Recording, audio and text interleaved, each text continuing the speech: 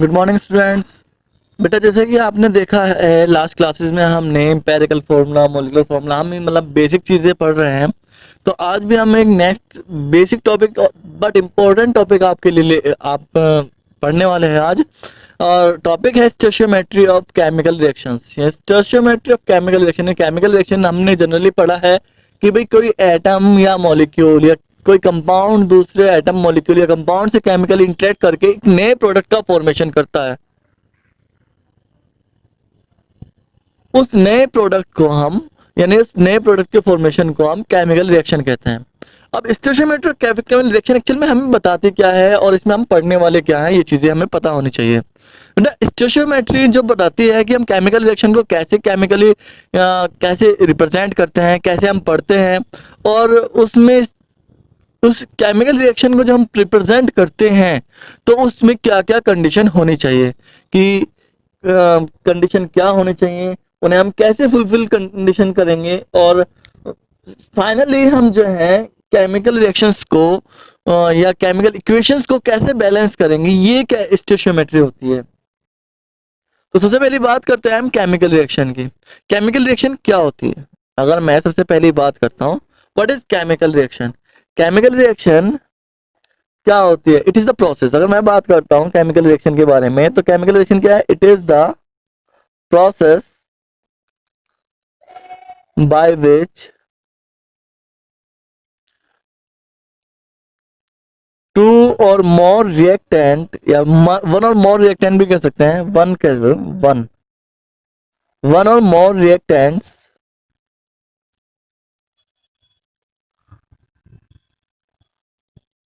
undergo in chemical process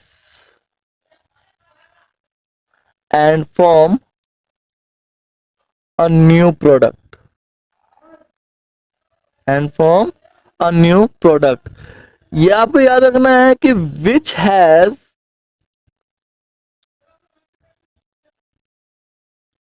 different in property या which is different in property which is which has different in property from reactant।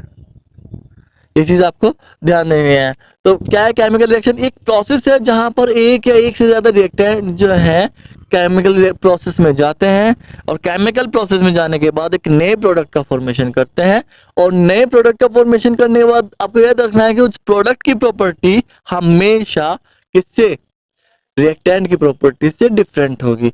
यानी जब हम एक chemical process की बात कर रहे हैं बेटा, तो हमें याद रखना है कि रिएक्टेंट जब केमिकल प्रोसेस में जाएंगे तो वो प्रोडक्ट का फॉर्मेशन करेंगे। अब ये जो प्रोडक्ट होगा इस रिएक्टेंट से केमिकली डिफरेंट होगा, यानी इसकी प्रॉपर्टी इससे अलग होगी, इसकी प्रॉपर्टी इन दोनों यानी इन दोनों की प्रॉपर्टी एक दूसरे से डिफरेंट होंगी, तो ही हम इसे केमिकल रिएक्शन बोलेंगे। समझ में आ रही है बात? तो केमिकल रिएक्शन आपको समझ में आई। तब क्या होता है कि केमिकल रिएक्शन के बाद हम एक और चीज पढ़ते हैं कि भाई how to represent chemical reaction. For example, अगर मैंने कहा कि H2 plus O2 given H2O, yes, मैंने ये बात कही, तो मैं क्या लिखूंगा? Hydrogen react with oxygen and give water under some conditions के लेते हैं, क्योंकि कंडीशन ने लिखी नहीं है ऊपर, तो हम कंडीशंस को ऐसे ही लिख देते हैं। ओके, तो मैंने ये चीज लिखी है, it is a chemical reaction, लेकिन इसे मैं कैसे रिप्रेजेंट करूं? इसे सिंबॉलिक फॉर्म में भी रिप्रेजेंट करना होता है। अब वो सिंबॉलिक फॉर्म में रिप्रेजेंट करने को ही केमिकल इक्वेशन बोलते हैं। तो अब एक नई टर्म आती है, हम इसके लिए इस चीज को हम इसे पढ़ने में, इस चीज को हम ऊपर वाली रिएक्शन में यानी इस इक्वेशन में, इसे केमिकल इक्वेशन बोलते हैं। ये केमिकल रिएक्शन को हमने सिंबॉलिक फॉर्म में रिप्रेजेंट किया है।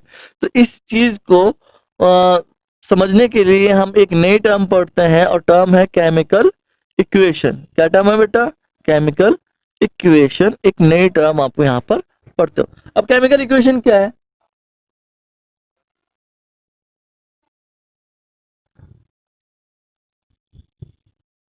केमिकल इक्वेशन हमने 10th क्लास में भी ये चीज पढ़ी थी, केमिकल इक्वेशन क्या होती है। तो केमिकल इक्वेशन मैंने आपको जनरली बताई हुई है, आपने पढ़ी है। It is a symbolic representation of chemical reaction. बस हमने क्या पढ़ा था, अगर हमने बात करूं केमिकल इक्वेशन क्या है, it is the symbolic representation of chemical reaction. Chemical reaction की सिंबॉलिक रिप्रेजेंटेशन को हम केमिकल इक्वेशन बोलते हैं। लेकिन अब आपको यहाँ पर थोड़ा सा एडवांस पढ़ना है ना। सिंबॉलिक रिप्रेजेंटेशन याद रखिएगा, आपको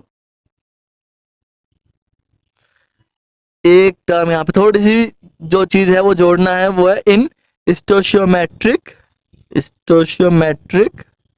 रेशो। स्टोशियोमेट्रिक रेशो ये चीज आपने जोड़ी है। अब एक आप यहाँ पर स्टोशियोमेट्रिक रेशो कैसे होता है। स्टोशियोमेट्रिक रेशियो बेटा आप सिंपल सी अपने ऊपर वाली केमिकल रिएक्शन को कंसीडर करते हैं। हमने पढ़ा H2 plus O2 given 2H2। Yes, H2 plus 2H2 plus O2 given 2H2। यहाँ पर अगर आप देख रहे हो हाइड्रोजन से पहले हमने 2 लिखा हुआ है। यस, ऑक्सीजन से पहले कुछ नहीं है, तो जहां पर कुछ नहीं होता वहां पर सिंपल 1 मानते हैं, यूनिट मानते हैं। और फिर उसके बाद हमने 2H2O किया हुआ है। तो ये जो है बेटा आपकी, ये जो चीजें हैं आपकी, ये क्या है, ये एक डिजिट है और जो कभी हमेशा होल नंबर में रिप्रेजेंट की जाती हैं, जिसे हम बोलते हैं स्टोशियोमेट्रिक कोएफिशिएंट। क्या बोलते हैं बेटा, stoichiometric metric coefficient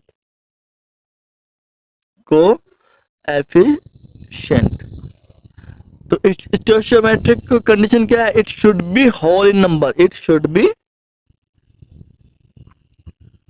whole in number, यानी ये हमेशा एक डिजिट होनी चाहिए। It should be digit not fraction. समझ में आ रही बात आपको, ये फ्रैक्शन नहीं होनी चाहिए, सीधे सीधे डिजिट होनी चाहिए। अगर आपको ये लग रहा है कि डिजिट है तो it means it is generally हम बहुत सी बार क्या करते हैं, H2 हाफ O2 कर लेते हैं। तो H2 हाफ O2 कभी नहीं होता बेटा, H2 प्लस O2 होता है। तो H2 प्लस O2 होता है। समझ में आ रही बात, मैं एग्जाम्पल दे रहा हूँ आपको। इसे समझने के लिए हम एक एग्जाम्पल ले सकते हैं। एग्जाम्पल में हम कभी कभी क्या करते हैं, हमने अभी पीछे वाली रिएक्शन लिखी है उसे हम कभी कभी ऐसे लिखते हैं। जनरली हम इसे रिप्रेजेंट कर सकते हैं, ऐसा हम रिप्रेजेंट कर सकते हैं। बट अगर मैं बात करता हूँ on the basis of stoichiometric it is wrong. क्यों, क्योंकि ये फ्रैक्शन में है। इसे हम हमेशा 2H2 plus O2 given 2H2 ही लिखते हैं। It is right. समझ में आ रही बात।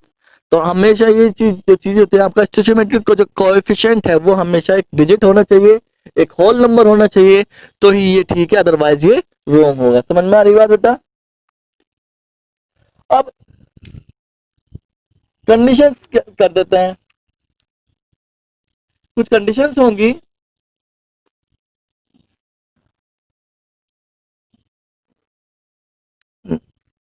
Conditions necessary to be filled by chemical equation. Next topic है वो आपका ये है कि भाई जो केमिकल इक्वेशन है वे वो कैसी होनी चाहिए। फर्स्ट कंडीशन क्या है इसकी, इट शुड बी। अगर हम किसी भी केमिकल इक्वेशन को कहेंगे कि केमिकल इक्वेशन है तो उसके लिए कुछ चीजें पॉसिबल होनी चाहिए, कुछ कंडीशन है बेटा। पहली कंडीशन क्या है, it should B consistent with true chemical equation।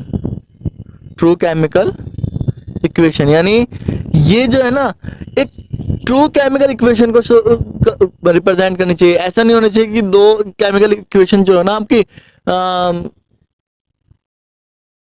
True chemical reaction होना चाहिए, true chemical reaction, true chemical reaction को रिप्रेजेंट करनी चाहिए। ऐसा नहीं होना चाहिए कि केमिकल इक्वेशन हमने लिख दी कुछ भी ऐसे ही और वो एक्चुअल में ना होती हो, बल्कि मतलब केमिकल इक्वेशन जो हमने लिखी है वो एक्चुअल में रियल में होनी चाहिए। समझ में आ रही बात? Second condition, it should B molecular. क्या बेटा? इट शुड बी मॉलिक्यूलर, यानी मॉलिक्यूलर होना चाहिए, यानी आपका जो एलिमेंट होना चाहिए वो मॉलिक्यूलर। फॉर एग्जांपल अगर मैं बात कर रहा हूँ ऊपर वाली रिएक्शन को, मैं लिखता हूँ H2 plus O given H2O, तो ये रिएक्शन रॉन्ग होगी। क्यों? क्योंकि ऑक्सीजन जो का मॉलिक्यूल जो होता है वो O2 की फॉर्म में होता है, ना कि ऑक्सीजन एटम की फॉर्म में। ऑक्सीजन जो है डायटोमिक मॉलिक्यूल का फॉर्मेशन करता है, तो डायटोमिक का फॉर्मेशन करेगा O2, तो O2 की फॉर्म में होना चाहिए, ना कि O की फॉर्म में। समझ में आ रही बात आपको? तो आपको इस चीज का ध्यान रखना है कि कौन सा एलिमेंट डायटोमिक है, ट्राइएटोमिक है, टेट्राएटोमिक है, उसी के बेस पर आपको उसे लिखना भी होगा।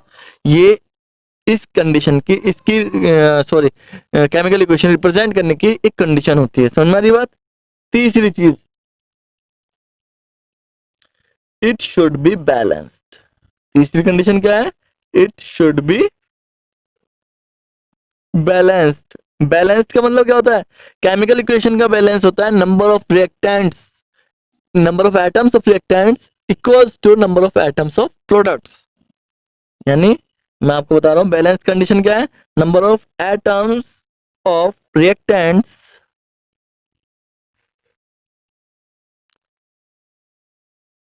should be equal to number of atoms of products। ये कंडीशन कंप्लीटली फुलफिल होनी चाहिए। तो ये तीन कंडीशन है बेटा, तीन कंडीशन हो चुकी है आपकी, यानी लेफ्ट हैंड साइड और राइट हैंड साइड। उस एरो के जो हमने रिएक्टेंट के एरो बनाया था, इस एरो के दोनों तरफ जो रिएक्टेंट और प्रोडक्ट होंगे उनके जो एटम्स होंगे वो इक्वल होने चाहिए। फॉर एग्जांपल अगर मैं यहाँ पर लिख देता हूँ H2 plus O2 given H2O, तो यहाँ पर दो हाइड्रोजन है, दो हाइड्रोजन है, क्लियर है। लेकिन ऑक्सीजन यहाँ पर दो है, यहाँ पर एक है, तो ये बैलेंस नहीं है और ये बैलेंस नहीं है, तो इसका मतलब इसे हम केमिकल इक्वेशन नहीं कहेंगे। समझ में आ रही बात? क्लियर है आपको? तो ये कंडीशन आपको हमेशा ध्यान रखनी है। समझ में आ रही बात बेटा? तो कंडीशंस क्या है? पहली कंसिस्टेंट होनी चाहिए, ट्रू केमिकल रिएक्शन होनी चाहिए, फॉल्स रिएक्शन नहीं होनी चाहिए। फॉल्स का मतलब कोई रिएक्शन जो एक्चुअल में होंगी वही रिएक्शन हमें रिप्रेजेंट करनी चाहिए। दूसरा वो मॉलिक्यूलर होनी चाहिए, एटॉमिक नहीं होनी चाहिए। तीसरा जो है वो जो है बैलेंस्ड होनी चाहिए। समझ में आ रही बात? चलिए नेक्स्ट की बात करते हैं। अगर हम नेक्स्ट टॉपिक नेक्स्ट चीज की बात करते हैं, नेक्स्ट तो क्या है, नेक्स्ट जो टॉपिक यहाँ पर बनता है वो बनता है आपका इंफॉर्मेशन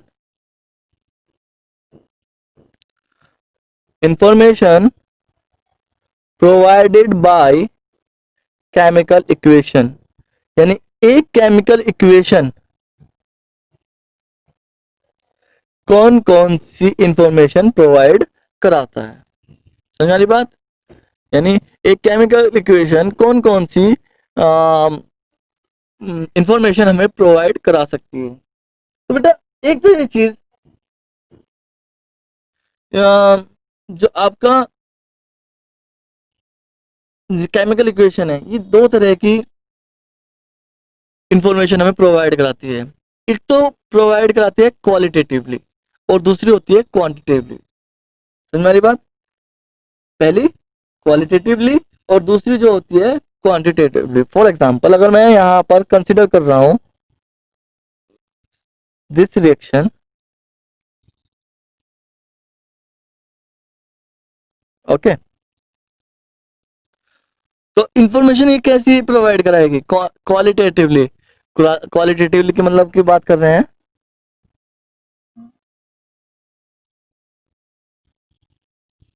फर्स्ट क्वालिटेटिवली, क्वालिटेटिवली कह लीजिए कि भाई कौन से रिएक्टेंट हम ले रहे हैं, यानी कौन कौन से रिएक्टेंट हम प्रोडक्ट बनाने में ले रहे हैं, this is the qualitatively. Yes,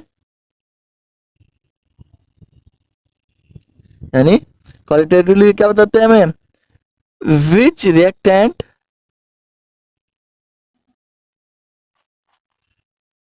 take part in which conditions and which physical state they have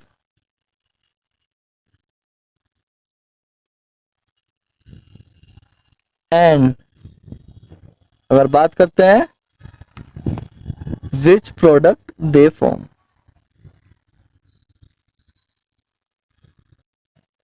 यानी क्वालिटेटिवली का मतलब क्या है कि जो आपका हाइड्रोजन है मान लो और ऑक्सीजन है और ये वाटर का फॉर्मेशन कर रहे हैं, पहली चीज ये बताते हैं कि कौन से रिएक्टेंट ले रहे हैं रिएक्शन में, हम कौन सा वो प्रोडक्ट बना रहे हैं। फिर उसके बाद ये बताता है कि इनकी फिजिकल स्टेट क्या होगी, ये चीज भी बताता है। फिर ये बताता है कि किस कंडीशन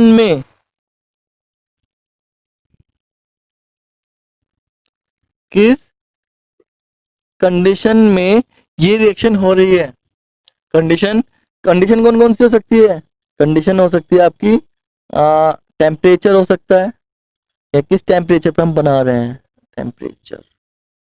किस टेम्परेचर पर रिएक्शन हो रही है। या कंडीशन हो सकती है क्या प्रेशर हमने अप्लाई किया है उस पर। या फिर हम कह सकते हैं कौन सा हमने कैटलिस्ट लिया है। समझ में आ रही बात बेटा? तो ये चीजें कंडीशन जो है क्वालिटेटिवली इंफॉर्मेशन है which is provided by chemical equation.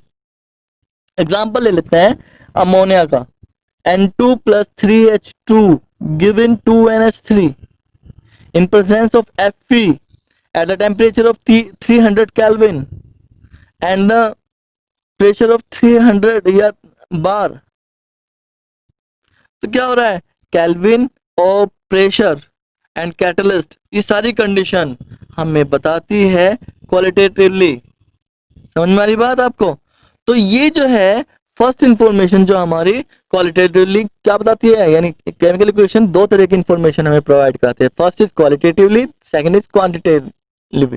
Qualitatively यानी हम उसके बारे में जो उसकी क्वालिटीज हैं उसके बारे में पढ़ते हैं कि कौन से रिएक्टेंट हैं, उनके फिजिकल स्टेट्स क्या है, उनके किस कंडीशन में वो एक दूसरे से रिएक्शन करके कौन सा प्रोडक्ट बना रहे हैं, और वो प्रोडक्ट जो है उसकी फिजिकल स्टेट क्या होगी। ये सब क्या बताता है हमें, क्वालिटेटिवली इंफॉर्मेशन प्रोवाइड करता है हमें कौन, केमिकल इक्वेशन। समझ में आ रही बात? सेकंड के बारे में बात करते हैं तो बेटा सेकंड है क्वांटिटेटिवली।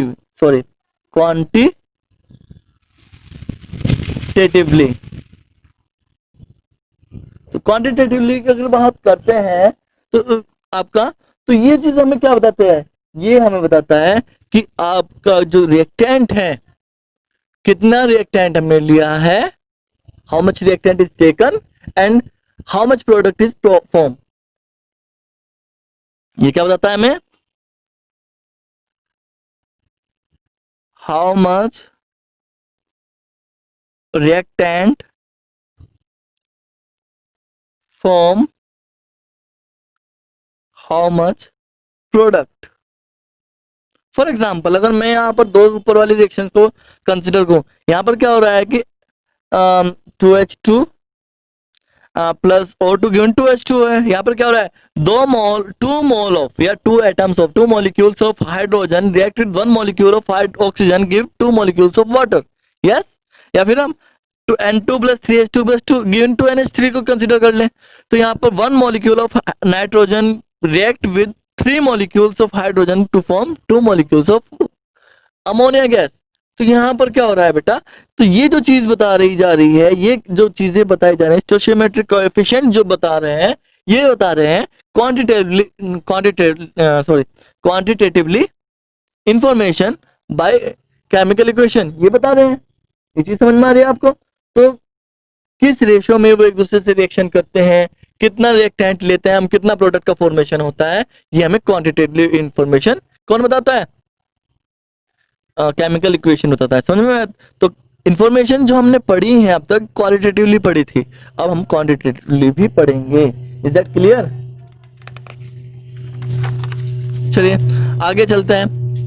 अगर हम आगे देखते हैं कि भाई नेक्स्ट टॉपिक पढ़ता है आपका, जो नेक्स्ट टॉपिक पढ़ता है वो पढ़ता है बैलेंसिंग ऑफ केमिकल इक्वेशन। यानी अब कोई केमिकल इक्वेशन हमें दे दी गई और उस केमिकल इक्वेशन को हम कैसे बैलेंस करेंगे, बैलेंसिंग ऑफ केमिकल इक्वेशन। तो बेटा बैलेंसिंग ऑफ केमिकल इक्वेशन, यानी बैलेंसिंग का तो मतलब आप समझ रहे हो कि केमिकल इक्वेशन को बैलेंस करने का मतलब क्या है कि उसके जो रिएक्टेंट और प्रोडक्ट हैं उनके दोनों नंबर ऑफ एटम्स हमारे सेम होने चाहिए। ये चीज तो आपको समझ में आ रही है, लेकिन एक्चुअल में हम ये कैसे करते हैं ये चीज हमें देखना है। तो बेटा इसके लिए कुछ मेथड्स हैं। तो first method is hit and trial method, जो आपने 10th क्लास में पढ़ा है, हिट एंड ट्रायल मेथड। दूसरा जो है वो है पार्शियल इक्वेशन मेथड। तीसरा जो है बेटा वो ऑक्सीडेशन नंबर मेथड है, ऑक्सीडेशन नंबर मेथड। और चौथा जो है वो है आयन इलेक्ट्रॉन मेथड। कौन सा है बेटा?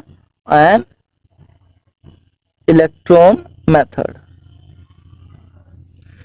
इन 4 तरीके से आप किसी भी केमिकल इक्वेशन को बैलेंस कर सकते हो। कौन कौन से मेथड है?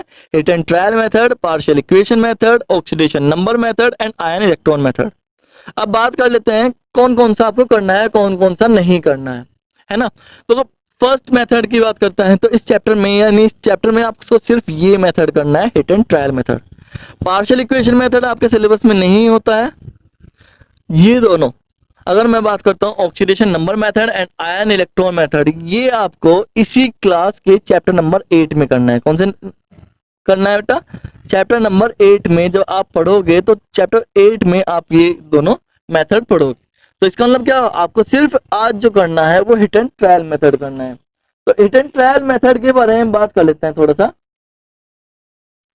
हिट एंड ट्रायल मेथड में आपको क्या करना होता है बेटा कि भाई आप कोई भी केमिकल इक्वेशन ले रहे हो, आपने उसे मॉलिक्यूलर फॉर्म में लिख दिया, ठीक है।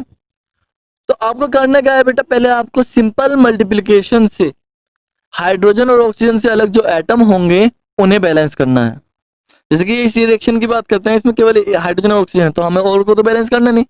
तो पहले हमें सिंपल मल्टीप्लिकेशन से सिंपल मॉलिक्यूल्स का जो बैलेंस करना होता है। देखो हाइड्रोजन बैलेंस है, ऑक्सीजन यहाँ पर 2 है, यहाँ पर 1 है, तो हमने सिंपल मल्टीप्लिकेशन की ऑक्सीजन की 2, तो 2s2 हो गया। लेकिन यहाँ पर हाइड्रोजन कितनी होगी? 4 हो गई। यहाँ पर 2 है तो 2 की मल्टीप्लाई यहाँ पर कर दी और आपकी इक्वेशन बैलेंस। तो आपको क्या करना है, तो आपको हिट एंड ट्रायल मेथड में बेटा, आपको हिट एंड ट्रायल मेथड में आपको रूल लगाना है। पहला रूल आपको क्या, पहले first balance atoms other than hydrogen and oxygen bye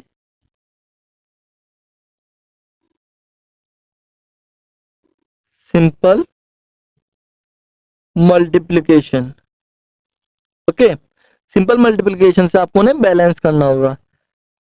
B second, after that balance hydrogen and oxygen by simple multiplication. Okay, simple multiplication आपको यहाँ पर यूज करनी है hit and trial method. For example अगर मैं बात कर लेता हूँ N2 plus H2 given NH3। अब यहाँ पर देखिए, यहाँ पर हाइड्रोजन तो, ऑक्सीजन तो है नहीं, लेकिन हाइड्रोजन है और हाइड्रोजन के साथ नाइट्रोजन है। तो नाइट्रोजन को पहले बैलेंस कर लेते हैं। नाइट्रोजन यहाँ पर 2 है, यहाँ पर 1 है, तो नाइट्रोजन को हमने बैलेंस किया। अब ऑक्सीजन हाइड्रोजन को देख लेते हैं, यहाँ पर 2 है, यहाँ पर कितने? 3 और 3 दूनी 6, 6 हो गए। तो 6 से हमने यहाँ पर कर दिया तो बैलेंस हो गया। तो ये चीज आपको ध्यान रखनी है। Is that clear? तो आपको ये था आपका hit and trial method, stoichiometry of chemical equation, chemical reactions. तो stoichiometry of chemical equation reactions को आपको ध्यान रखना है कि उसमें केमिकल इक्वेशन आती है, बैलेंसिंग आती है स्टोइचियोमेट्री बहुत इंपॉर्टेंट है, मैंने आपको फिर से बता रहा हूँ। आपको ये सारे मेथड आने चाहिए एक्सेप्ट पार्शियल इक्वेशन मेथड। इन ये तीनों, बाकी के तीनों मेथड आपको आने चाहिए। खैर हम जो चैप्टर 8 में ये चीज हम पढ़ेंगे, तो इसके साथ आपका ये चैप्टर भी कंप्लीट होता है। बाकी हम नेक्स्ट टाइम करेंगे। Thank you.